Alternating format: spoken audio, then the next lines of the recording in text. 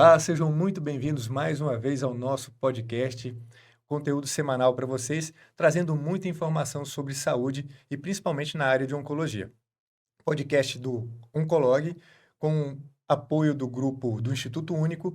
E hoje nós estamos aqui com o Dr. Roberto, ele é gastroenterologista, endoscopista, e a gente vai falar de um tema muito importante, que é o câncer de intestino ou câncer coloretal.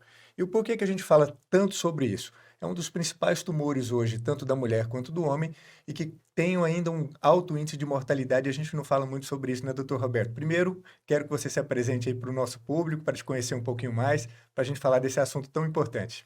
Obrigado, Luciano. Obrigado ao Oncolog aí pela oportunidade de estar aqui falando sobre um tema de extrema importância, que é câncer de intestino. Meu nome é Roberto Barreto, eu sou gastroenterologista, sou endoscopista, atualmente sou vice-presidente da Sociedade Brasileira de Endoscopia aqui no Legal. Mato Grosso.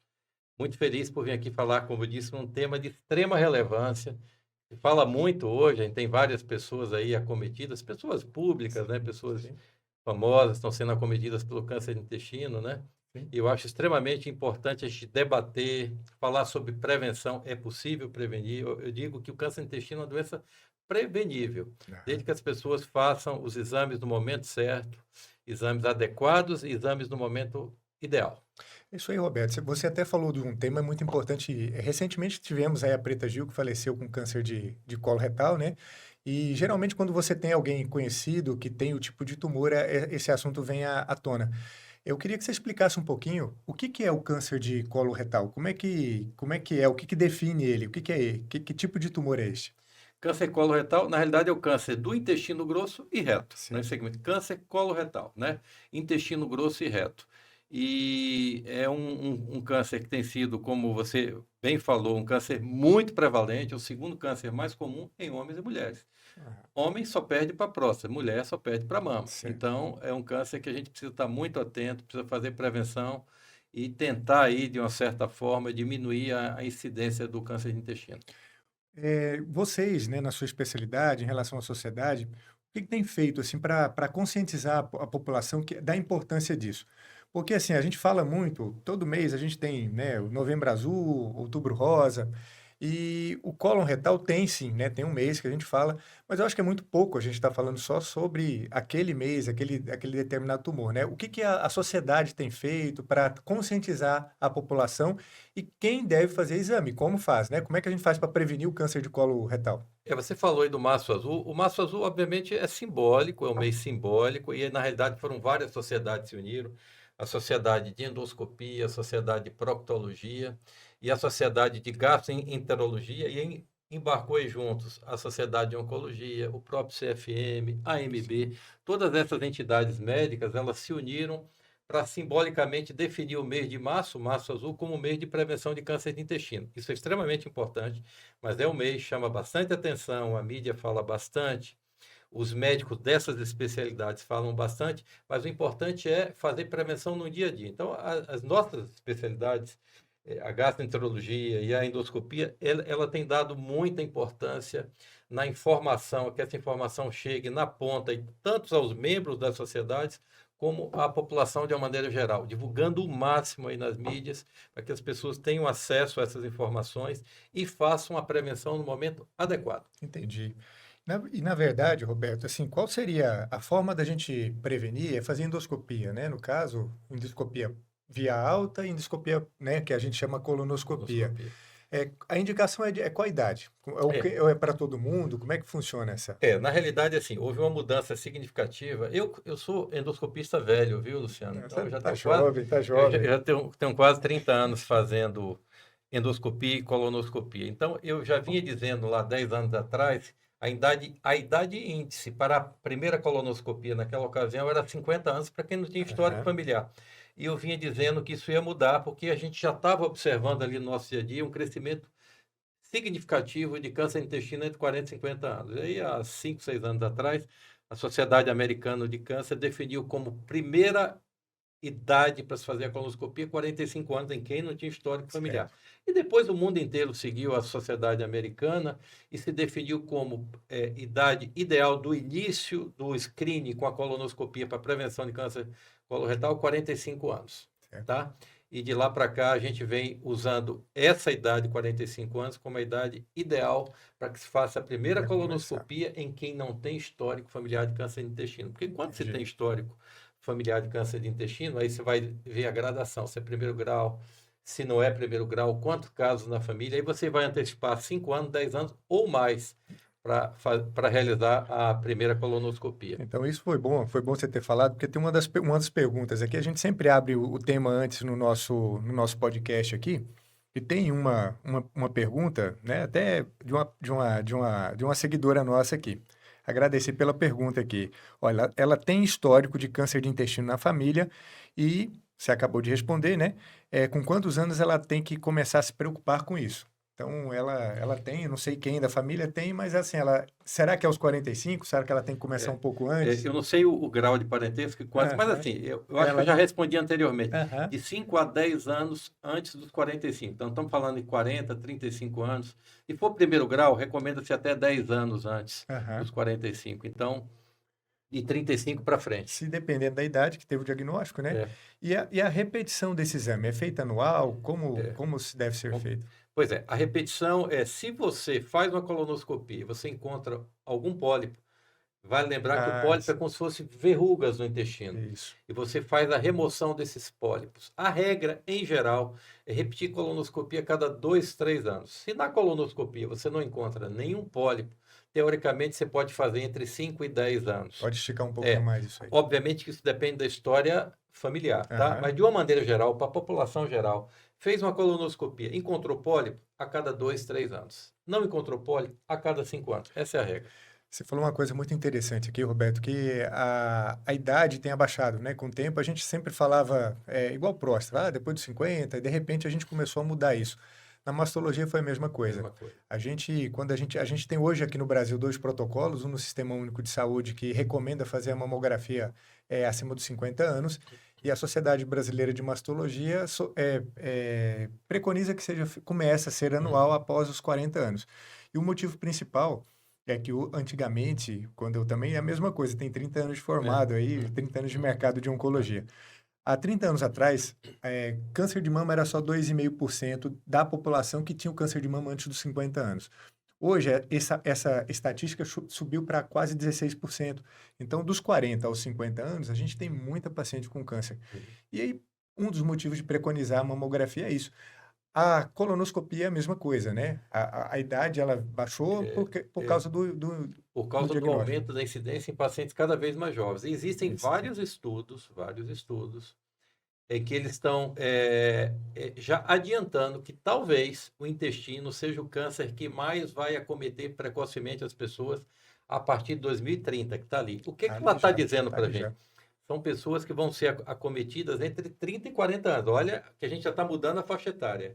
A gente estava falando anteriormente que a gente antecipou para 45 a primeira colonoscopia, Sim, porque a gente começou a ver vários casos de câncer no intestino entre 40 e 50. Eu já estou falando sim, agora sim. que a gente tá, os estudos estão mostrando que é provável que o câncer de intestino ele vá ter uma incidência muito maior entre 30 e 40 anos, o que é muito grave.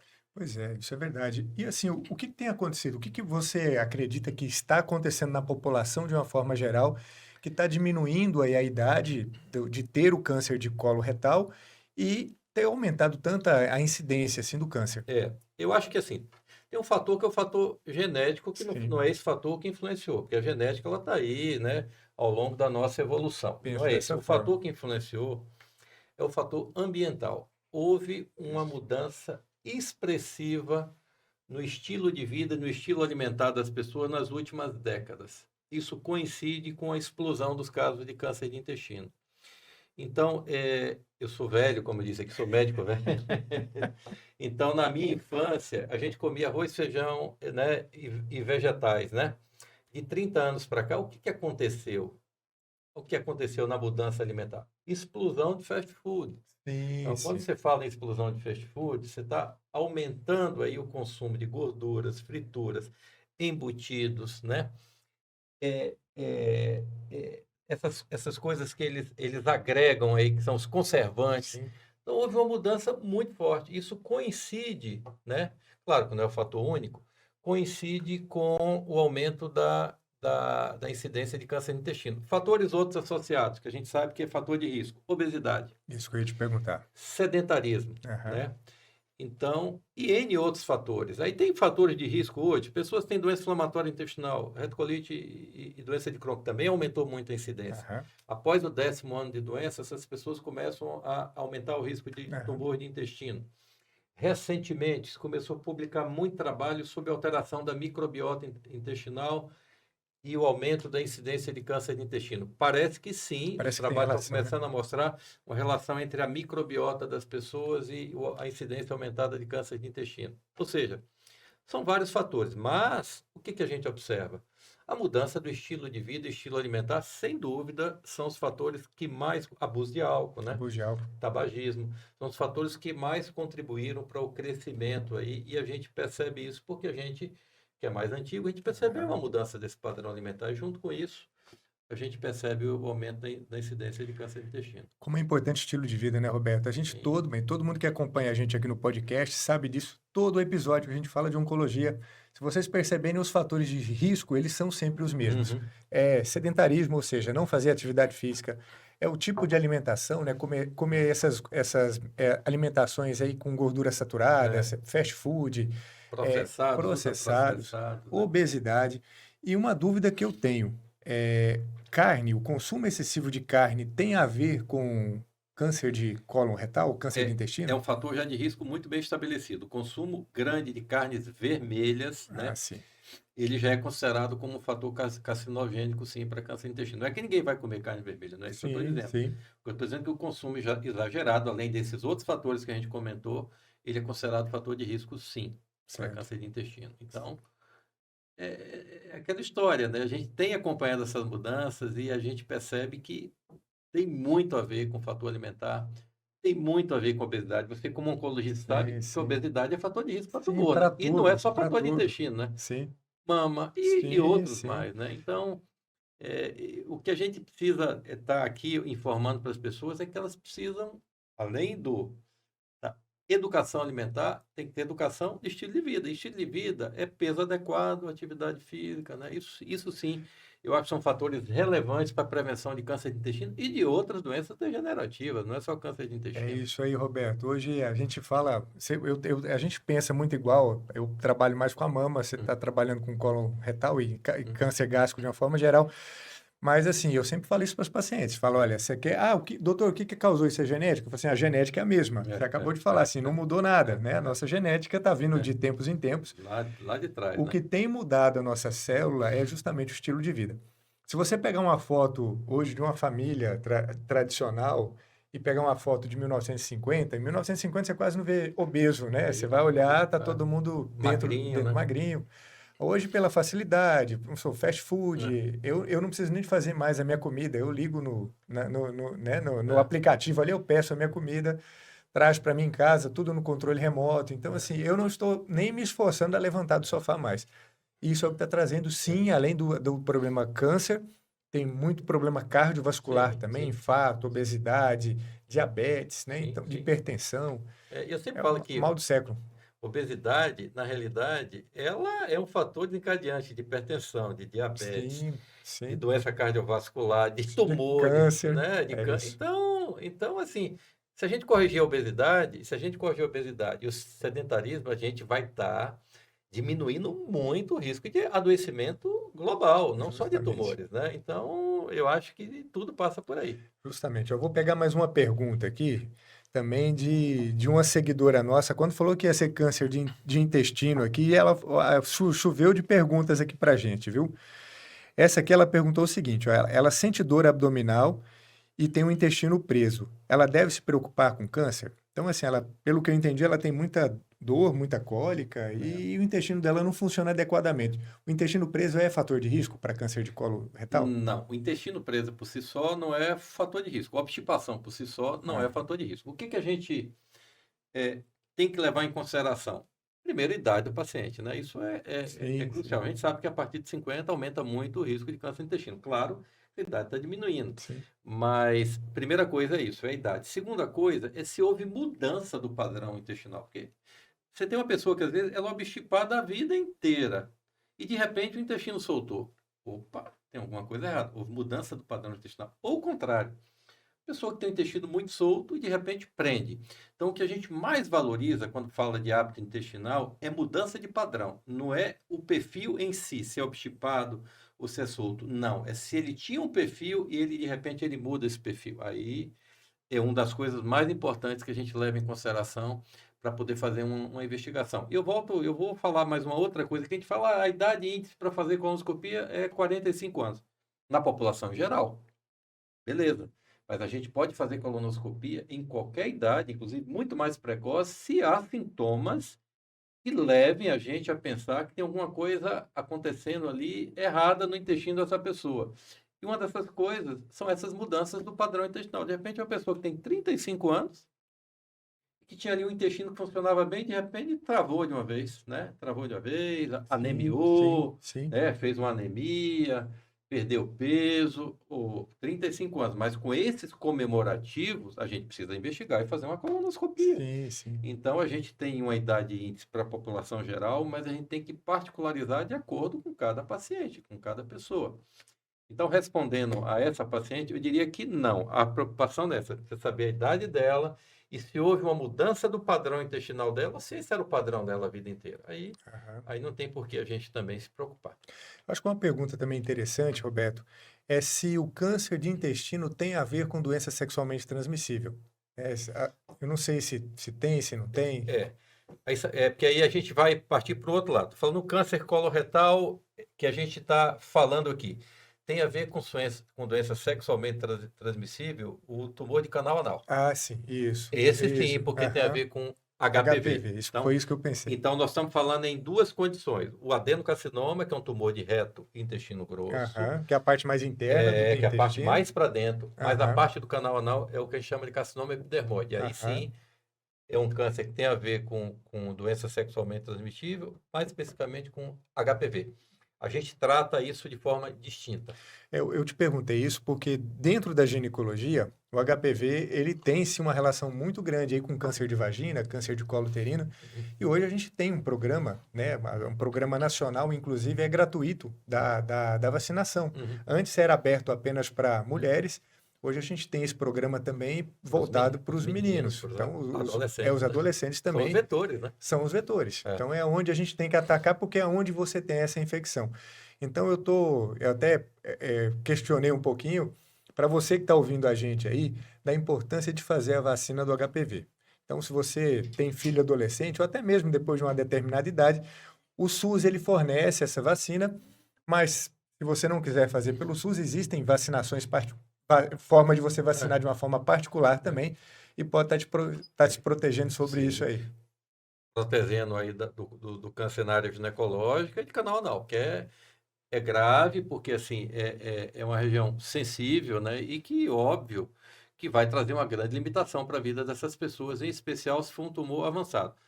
E vale dizer que hoje a gente tem técnicas aí, tanto na tua área, quanto na área da proctologia, que é a colposcopia, né? Sim, sim, Colposcopia vaginal, sim, colposcopia anal. sim. Suspeitou, procura um profissional especializado para fazer uma colposcopia, como se fosse um microscópio, né? É Um isso aí. colposcópio, que consegue amplificar a área que às vezes na colonoscopia a gente não tem como ver. Sim, A olho nu, às vezes, você não vê essas lesões que estão começando ali na região do canal anal. Então, tem sim. alguma suspeita, pacientes de risco, e se tiver aí alguma suspeita, vale a pena investigar com o procto para fazer uma colposcopia anal, que é de extrema valia. Legal, tá vendo? Mais uma dica para vocês aí, ó. Você que está nos acompanhando aqui no canal do YouTube, se está com a gente até agora, vale a pena e não está inscrito no canal ainda, eu peço para você se inscrever, porque toda vez que sair um conteúdo novo sobre um assunto que é um assunto que te interessa, geralmente assunto de saúde, você vai ser um dos primeiros a saber. E, além de tudo isso, compartilhe esse link, dá um joinha aqui pra gente, né? Agora está na moda falar hypar, então vamos hypar também o vídeo aí, se isso aparecer para vocês aí, para que mais pessoas possam ter informação e ter acesso a esse conteúdo que a gente está abordando aqui.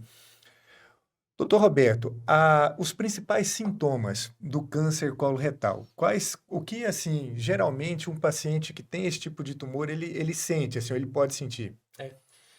Aí tem a parte ruim da história, porque durante anos ou décadas, esse indivíduo pode não ter sintomatologia nenhuma. Daí a importância da gente seguir protocolos e investigar de forma preventiva. Às vezes são indivíduos que moram em lugares que não têm acesso fácil à colonoscopia, mas fazer pelo menos um exame de triagem, chama de pesquisa de sangue oculto, né? Se vier Isso. positivo, aí sim eles vão ter que procurar um centro para fazer uma colonoscopia. Em centros que tem colonoscopia, óbvio, fazer esses exames a partir dos 45 anos, como a gente já discutiu aqui, para pegar aquelas lesões precursoras que não dão sintomas, são os pólipos, remover e evitar aí a progressão para o tumor de intestino. Então, infelizmente, durante muitos anos ou décadas, eles não vão ter sintomas, e geralmente quando eles têm sintomas, aí a doença já tem um estadio mais avançado, que é tudo que a gente não quer. Né? A gente não quer fazer diagnóstico de doença avançada, É quer isso fazer aí. diagnóstico de doença precoce. Você, como oncologista, sabe melhor do que eu no que eu estou falando. Aí, quando eles têm uma doença mais avançada, eles vão ter manifestação clínica. Qual que é a manifestação clínica? São várias. Alteração do hábito intestinal, sangramento pelas fezes, dor abdominal, anemia, né? Anemia. Perda de Aham. peso. Aí, geralmente, são pacientes que já têm uma doença avançada, né? Mas, óbvio que a gente tem que relatar isso, porque um grupo de pessoas, infelizmente, a gente vai fazer diagnóstico de doença avançada. E que façam, pelo menos, uma fase que não seja tão avançada ainda, né? Isso. Começou essas Exato. alterações, eles já procuram um especialista para poder fazer a investigação. Boa, Roberto, isso aí. Acho que é isso aí mesmo. A gente não pode esperar ter os sintomas para procurar investigar. Aqui no Brasil, Roberto, a gente tem duas realidades de saúde, né? A privada, que a gente atua nas duas, né? Sim, Você sim. também é uma pessoa muito adepta aí ao Sistema Único de Saúde. E o SUS, né? O Sistema Único de Saúde. Quando a gente fala de um exame de screening, né? Aquele exame que você coloca como rotina para um determinado câncer, um exemplo da mama é a mamografia. Hum, Esse exame ele tem que ser fácil de aplicar, tem que ser barato e escalável, né? A endoscopia, ela depende muito do ser humano, depende do médico para estar sim, fazendo endoscopia. Você citou uma coisa importante aí, a pesquisa de sangue oculto nas fezes. Isso, por si só, já é uma forma de fazer uma triagem, né, sim, do sim, câncer coloretal. sim. É um exame que a gente, na década de 70, como a gente não tinha uma endoscopia difundida, então se usava muito como teste de triagem. Sim. Aí a coisa foi evoluindo, foi evoluindo, foi evoluindo. A disponibilidade da endoscopia e dos endoscopistas, que tem que ter endoscopista para fazer, Aham. ela se ampliou. Então, esse teste, ele começa a não fazer muito sentido, em especial na iniciativa privada, porque as pessoas Sim. têm plano de saúde, Sim. eles podem fazer Fazer diretamente uma endoscopia. colonoscopia, uma Aham. retocolonoscopia. Mas para lugares remotos, no Sistema Único de Saúde, que não existe esse acesso com tanta facilidade nos exames endoscópicos, é um exame extremamente importante. Claro que vai ter muita gente que tem câncer de intestino que o sangue oculto vai vir negativo. Infelizmente vai vir negativo e não significa que a pessoa não tenha o câncer de intestino. Isso. Mas quando vier positivo, a gente vai triar esse indivíduo para fazer aí é obrigatório Sim. investigar e fazer uma Sim. colonoscopia. Ajuda bastante, Sim. né? Claro que ajuda, é melhor do que não fazer nada, né? Sim. Sim. Mas, obviamente, com o advento dos exames endoscópicos, com aparelhos cada vez mais flexíveis, eles com cada vez mais definição diagnóstica, consegue fazer diagnóstico mais precoce, isso é o ideal, Isso é verdade. É isso aí, Roberto. Eu né? vejo uma dúvida que o pessoal sempre tem aqui também, que perguntam para a gente aqui, se endoscopia dói, né? Às vezes existe ainda um certo preconceito em fazer endoscopia, né? A colonoscopia, na É, verdade. Endoscopia não. Endoscopia é quando faz por é, cima, na é, boca, é, é. e a colonoscopia é quando faz ali pelo ânus, pelo reto. Dói? Não dói? Isso é um mito? E se as pessoas ainda têm um preconceito sobre isso? Assim, eu vou dar a minha experiência, a experiência de já quase 30 anos Mas, fazendo colonoscopia. Houve um avanço espetacular. Os colonoscópios hoje são flexíveis, né? Hoje, existe uma regulamentação, inclusive no CFM, que o ideal é que se faça um exame que envolve sedação com 2 médicos. isso. Então, a maioria dos serviços hoje tem, inclusive no público, tá? Sim. Claro que não em todos os lugares, mas a tendência é que se tenha anestesiologista dentro da sala de colonoscopia. Então, se você tem um profissional que seda bem, aparelho flexível, médicos habilitados, e recentemente a gente acabou incorporando outro arsenal, porque o que causava um certo desconforto na colonoscopia não era o exame em si, era o pós-colonoscopia que nós injetávamos com o ar ambiente. Então as pessoas, às vezes, um ou outro, não era uma minoria, mas ficava distendido e tinha desconforto. Aham. De uns anos para cá, a gente já faz a insuflação com CO2, que é o mesmo gás que se usa para a cirurgia. Sim, Então, sim. os indivíduos terminam o exame sem desconforto nenhum. A Pô, gente até interessante. brinca. Acabou a época do ui, ui, ui, ai, ai, ai, depois da colonoscopia, não sentem nada. Então, Aham, assim, não dói, aham. tá? É claro que existem exames de pacientes que são muito mexidos nas várias cirurgias, que o intestino está muito grudado, então você tem que ir com mais cuidado e aumenta, inclusive, um pouco mais o risco, mas, assim, o custo-benefício de fazer uma colonoscopia não, É não, imensa, né? não dá para medir. Então, eu posso dizer para os telespectadores que não dói, que é um exame seguro, obviamente procurar profissionais habilitados, porque em qualquer segmento, na engenharia, na medicina, em qualquer lugar você tem pessoas Sempre, né, habilitadas, Roberto? pessoas mais ou menos Isso. habilitadas e pessoas não habilitadas, né? Então, eu sempre falo, hoje é muito fácil, vai lá no CRM, CFM, busca ver se o Isso indivíduo é tem a habilitação para estar habilitação, fazendo isso é e verdade. procura um profissional habilitado, que aqui nós temos vários aqui no Mato Grosso, então, Roberto, até agora a gente está batendo um papo aqui bem legal. A gente já falou de sintomas, já falou do que, né? Quais são os fatores de risco, o que, que a hum, pessoa tem que fazer, não tem que fazer. Agora, e tratamento? Quando a gente faz aí, você fica na ponta ali do diagnóstico. Mas quando tem um diagnóstico de câncer coloretal, qual é o tratamento? tá. Aí o tratamento vai depender da fase que a gente pegou, né? Então, muitas vezes a gente trata o câncer na colonoscopia. Então, Aí ele já retira a ele e já gente faz resolve. muita ressecção hoje dessas lesões que a gente chama de precoce. Faz um procedimento que a gente chama de mucosectomia. Aham, Faz uma ressecção profunda, que você tira toda a mucosa e tira a lesão. aham. Então, lesão precoce pode ser tirado, removido na própria A própria- colonoscopia. Aham.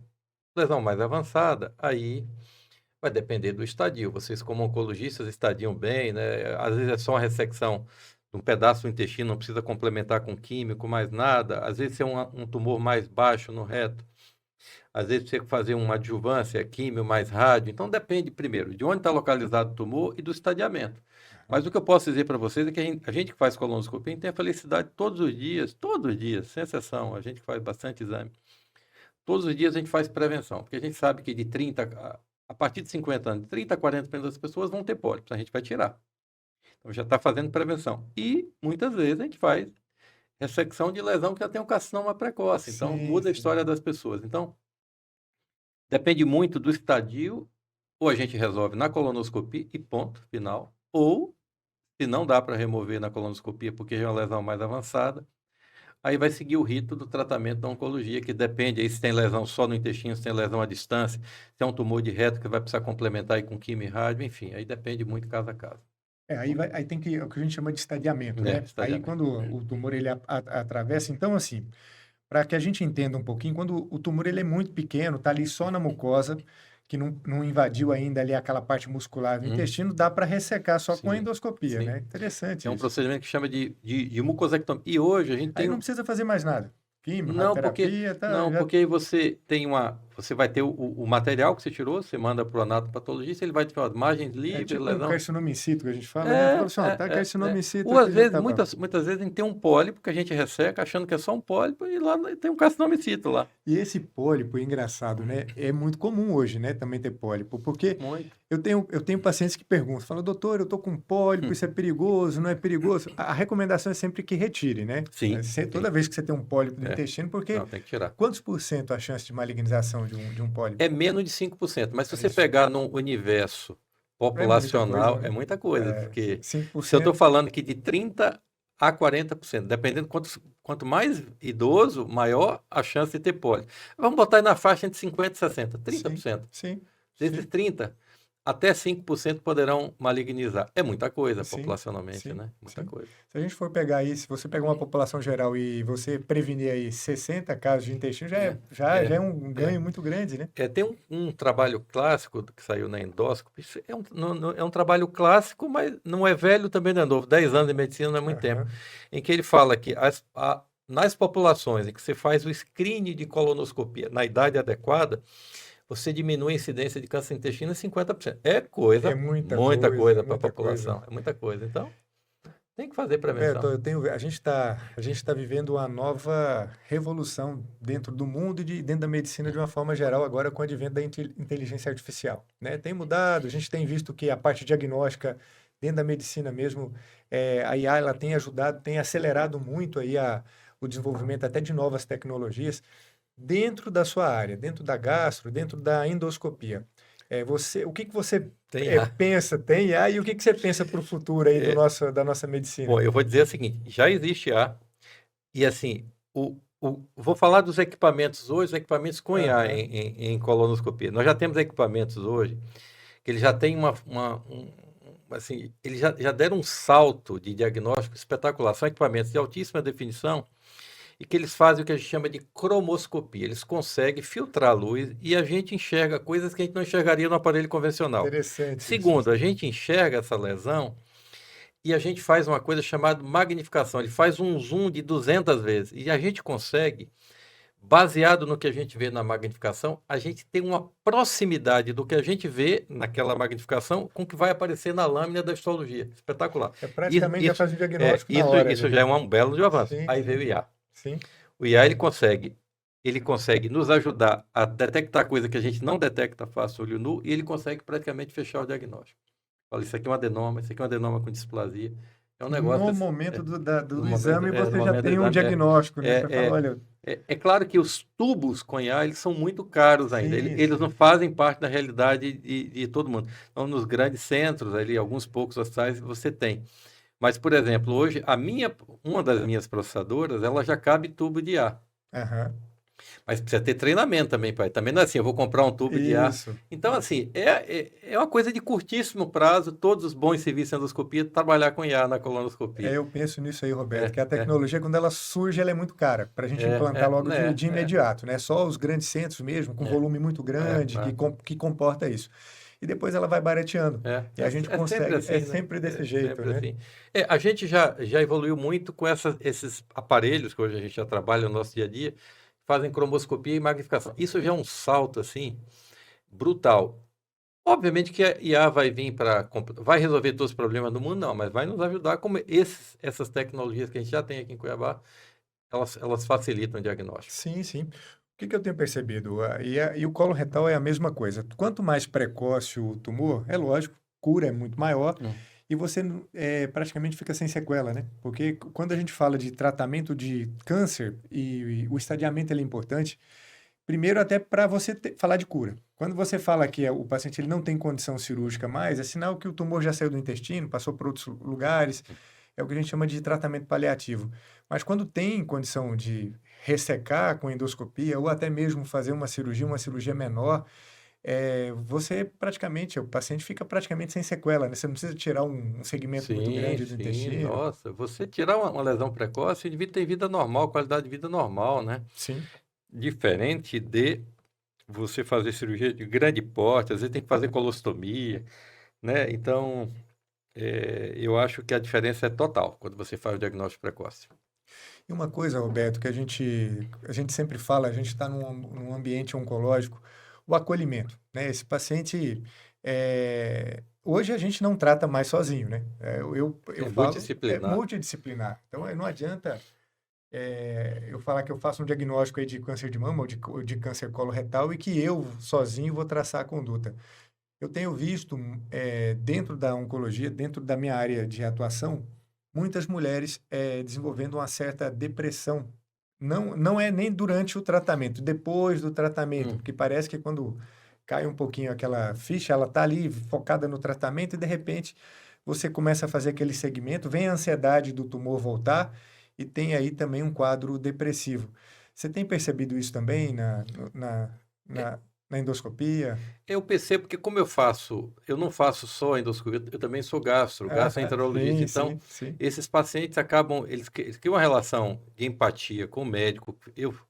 Porque eu fiz o diagnóstico em endoscopia, mas porque depois do tratamento oncológico eles voltam para a gente, né? Eles Sim, voltam para a gente para um acompanhamento de rotina na gastroenterologia, segmento desses indivíduos que eles têm que ser seguidos a vida inteira, né? sim, Mesmo aqueles que foram operados, eles vão ter que fazer colonoscopia a cada 2, sim, 3 anos sim. também, porque eles podem ter uma nova lesão em um momento seguinte. Então a gente percebe sim, e eu acho que o que você falou num ponto crucial, às vezes ele curou, né? Teoricamente Aham, curou da neoplasia, aham. mas é o medo da recidiva, né? Eles têm medo ali na frente, pô, será que vai voltar? Será que não vai voltar? Isso gera uma ansiedade mesmo. Eu percebo isso também. Eu tenho percebido muito isso. Eu acho que a gente falou da modernidade, da IA, e a IA ela realmente traz para a gente muitos benefícios. Mas eu tenho percebido também que o ser humano, de uma forma geral, principalmente depois do Covid, ele começou a ficar mais frio e a gente precisa muito dessa É, proximidade. é. Há um tempo atrás, eu questionava que determinadas especialidades elas iam ser substituídas por IA. Então, um clínico geral, você vai lá numa unidade básica de saúde, no lugar de você ser atendido por um profissional que muitas vezes é um recém-formado, com pouca experiência, você vai ser atendido por é lógico, um ser humano, mas é voltado para o diagnóstico com a IA. E a partir daquele diagnóstico, ele ia fazer uma triagem mais direcionada. Mas a gente precisa dessa humanidade, né? A gente precisa do contato mesmo humano. E muitas vezes a medicina ela é humana, mas eu percebo também que cada vez mais o profissional ele está ficando muito técnico e menos humano, menos acolhimento. A gente está falando muito de modernidade e tudo mais, mas a gente esquece que esse paciente ele precisa ser acolhido, né? Eu acho que isso é isso. O médico, ele para mim, ele vai ser insubstituível sempre, né? Desde que Sim, sim, ele siga essa conduta que você falou, a conduta da empatia, da humanidade. É importante o paciente sentar de frente para o médico. sim, Ele vai ajudar? Claro que vai ajudar. A tecnologia ajuda muito em tudo, para a gente diagnóstico, enfim, no tratamento, mas esse approach do paciente com o médico, um médico, médico. Por que a gente fala isso, médico, médico? Porque houve uma mudança no comportamento nessas novas gerações aí, e obviamente que não são todos, mas eu acho que houve uma despersonalização ali do atendimento médico-paciente. Obviamente que isso é péssimo para o sim, paciente, isso é sim, péssimo para o próprio médico, sim, sim. porque não cria uma relação de confiança e empatia que é básico na medicina. O médico, ele foi preparado para isso, né? Para olhar no olho É, do paciente, é. acolher o paciente e fazer o melhor tratamento possível para o paciente naquele momento. Eu penso exatamente assim Eu, também. eu fico muito feliz, Roberto, porque assim, a gente já tem uma parceria longa aqui, né? Oncologue junto com a Clínica É, Vida, que eu quero que depois você me fala onde você trabalha, o que, né? Quem está ouvindo você aqui, onde te acha para, né? Para fazer uma endoscopia ou até fazer uma consulta. Mas a gente tem uma parceria já de alguns anos e a gente percebe que dentro da Clínica Vida, que é ali em Várzea Grande, existe essa humanização. E antes da gente terminar aqui o podcast, eu quero te parabenizar, porque você trouxe realmente o que a população de Várzea Grande precisava. Porque antigamente todo mundo, né, quem não conhece, a gente está aqui no Mato Grosso, né, né? Cuiabá tem um rio, o Rio é, Cuiabá, do outro lado é a cidade de Várzea Grande. E Várzea Grande, há muito tempo atrás, praticamente todos os moradores vinham para Cuiabá porque não tinha um serviço de referência de saúde em Várzea Grande. E o Roberto, depois ele vai falar um pouquinho sobre isso também. Ele é um dos idealizadores desse projeto, fez uma clínica muito legal, bastante acolhimento, tudo que tem de moderno tem na clínica. E a gente consegue oferecer isso, né, Roberto? O pessoal lá de Várzea e Grande, vocês foram juntos com inclusive a de gente, Cuiabá, né? O né? pessoal agora de Cuiabá vai para lá. Bom, para quem não me conhece, eu comecei aqui no Isso. CEDIC, né, há quase 30 anos atrás. Tenho um consultório ali dentro do complexo, que é o GPA. Tenho serviço de endoscopia desde 1999 aqui no CEDIC. E a gente ouvia muito dos pacientes lá do CEDIC, pô, por que você não abre uma medicina diagnóstica em Várzea Grande? A gente fez um estudo de mercado, 20% dos doentes de vocês aqui não oncologue, Sim, os meus eram de Várzea Grande, segunda cidade do estado, terceiro PIB, sim. não tinha nada de qualidade. Eu falei, olha, vamos empreender. E uma outra coisa que eles falavam muito, por que aqui só tem exames? Por que aqui não tem consultas médicas? Eu falei, Justamente. gente, então são duas oportunidades aí que estão aparecendo. Primeiro, montar um serviço de qualidade na segunda cidade do estado, terceiro PIB, que não tem nada assim, né, elaborado. E tem que mudar o conceito. Não pode ser só exames, tem que ser diagnóstico e saúde. Daí, Isso. vida, diagnóstico e saúde. Então, a gente montou o maior menu de exames em um único lugar e colocou 30 especialidades médicas. E faltava o quê? Lá, oncologia. Oncologia, Falei, oncologia. gente, não é possível que uma pessoa que tem tumor em Várzea Grande tenha que vir para Cuiabá para fazer quimioterapia, Isso, que isso. não tem um atendimento multidisciplinar de oncologia em Várzea Grande. Aí fizemos uma parceria de sucesso, que é um sucesso, pacientes Isso é adoram estar verdade, lá. hein, Roberto? Então, acho que o segredo foi, primeiro, respeitar a população local. Vamos fazer uma coisa de qualidade. E aí, para minha surpresa, hoje 30% dos nossos pacientes são de Cuiabá, né? Nós invertemos o fluxo É da isso ponte mesmo. aí, né? É isso mesmo. Então, a gente fica muito feliz com isso, né? Porque a gente pegou parceiros de qualidade como vocês e acabou criando o maior centro de diagnóstico de saúde do estado em Várzea Grande, né? E eu lembro que outro produto, Aham, se você me aham, permite vamos falar embora, aqui, vamos falar aqui. porque na realidade os pacientes das grandes empresas do agronegócio, por exemplo, eles mandavam os executivos para São Paulo para fazer check-up no Isso, Sírio, isso. no AIDS, porque não tinha nenhum lugar aqui em Cuiabá que unisse essa parte de diagnóstico de saúde, não tinha como fazer check-up aqui. E nós lançamos esse produto check-up lá há 7 anos atrás, e para surpresa nossa, todas as grandes empresas do agro, a Mage, Bom Futuro, que são as maiores Sim. aqui, eles há 7 anos, eles não mandam mais o executivo para São Paulo. Eles fazem check-up com a gente lá na Vida, que é um check-up que se consolidou, e no caso da Mage, é diferente ainda. Eles trazem os executivos dele de outros lugares do Brasil para casar as reuniões de negócio dele com o nosso check-up. Então, foi uma coisa muito bacana para a gente, um produto que nos diferenciou bastante. A gente fica feliz aí de ter parceiros como vocês lá dentro, né? Obrigado, É, Roberto. Mas a gente sempre procura isso, né? Quando a gente fala de empresário, a gente tá, eu queria que vocês conhecessem um pouquinho o Roberto aqui, que além de ser um baita de um médico, tudo que ele faz com excelência. Ele mostra que na gestão também ele faz a mesma coisa. Então, é um case de sucesso, o que foi feito em Várzea Grande. A gente da Oncolog, a gente sempre procura também trazer o que tem de melhor, não só no mercado aqui nosso, estadual, como o que tem de fora. E a gente pensa justamente igual. Então, assim, como é que eu posso, no lugar do paciente se deslocar da cidade dele para estar vindo fazer o tratamento com a gente, por que não a gente não pode oferecer esse tratamento para eles também? O nosso estado é que ele é muito é, grande.